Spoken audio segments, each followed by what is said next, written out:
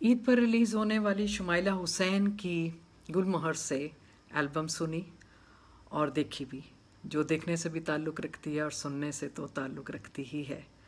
मैं सिर्फ ये कहना चाहूँगी अली अब्बास ज़ैदी को जानते हुए कि वो मुझे अपनी बेटी भी कहा करते थे और मेरा उनसे बड़ा ख़ूबसूरत रिश्ता था।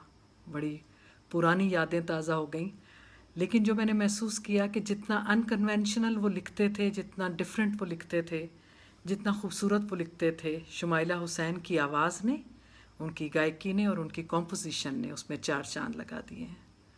सुनने में बहुत खूबसूरत लग रही है। जैसे वो कहा करते थे, दिल से निकली बात है दिल तक तो जाएगी, तो सीधी दिल से निकली है और दिल तक पहुंच गई है।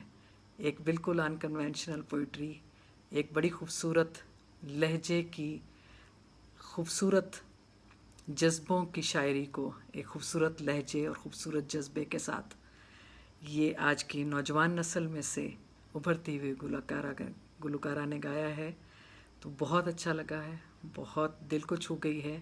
और अली अब्बास ज़ैदी से जुड़ी सारी यादें फिर ताज़ा हो गई हैं। उनकी एक मुसलसल गज़ल के जवाब में मैंने एक मुसलसल गज़ल उनको भेजी थी। उसके दो शेर जो इससे बेहतर मैं उन्हें डिफ़ाइन नहीं कर सकती, इन दो शेरों से ही डिफ़ाइन कर सकती हूँ, भेज रही हूँ। अब तक दिल ये समझ ना पाया तुझसे कैसा रिश्ता था, रिश्ते